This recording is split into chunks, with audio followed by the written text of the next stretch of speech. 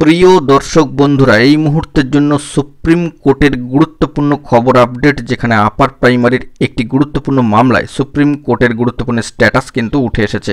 সব থেকে বড় খবর কি আছে মামলায়, অবশ্যই স্ট্যাটাসে কি কি এসছে সবটাই কিন্তু এই ভিডিওর মধ্যে তুলে ধরবো।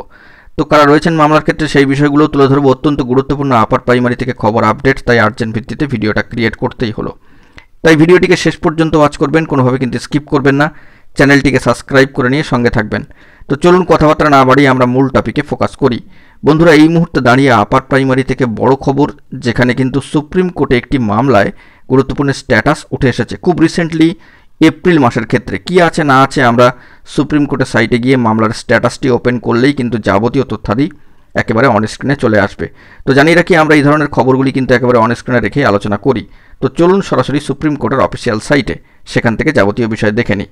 বন্ধুরা, চলে এসেছি কোর্টের সাইটে এবং সেখান থেকে দেখতে পাচ্ছি গুরুত্বপূর্ণ মামলা সম্মানীয় রাজীব ব্রহ্ম versus the state of West Bengal.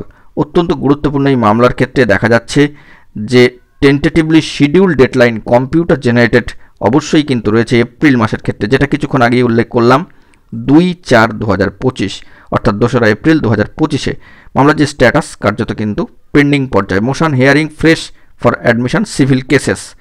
তো সেক্ষেত্রে 6/3/25-এ দাঁড়িয়ে একটি অর্ডার কপিও কিন্তু উঠে এসেছে। সেই বিষয়টি নিয়েও আমরা কিন্তু পরবর্তী ক্ষেত্রে আলোচনা করব, কি আছে না আছে যে পিডিএফ অর্ডার কপিতে।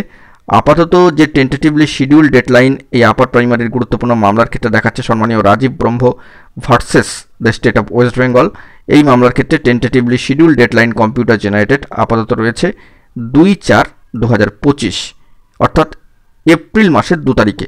তবে মামলার যে স্ট্যাটাস সেটি পেন্ডিং পর্যায়ে, motion hearing fresh for admission civil cases.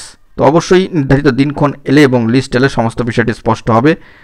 আপাতত এই মামলার স্ট্যাটাসে যে বিষয়টি উঠে আসলো সুপ্রিম কোর্টের অফিসিয়াল সাইট থেকে, ততটুকুই তুলে ধরলাম। এক পাতার একটি অর্ডার কপিও রয়েছে, সেই বিষয়ে পরবর্তী ক্ষেত্রে আমরা আলোচনা করব। তো এখন এটুকুই, সকলে ভালো থাকবেন। অবশ্যই যাবতীয় বিষয়টি আমরা পর্যবেক্ষণে রাখছি, জরুরি তথ্য পেলে সবটা প্রোভাইড করব। বন্ধুরা, এখন এটুকুই, ভালো থাকবেন। চ্যানেলটিকে অতি অবশ্যই সাবস্ক্রাইব করে রাখবেন জরুরি আপডেটগুলি পাওয়ার জন্য। ধন্যবাদ।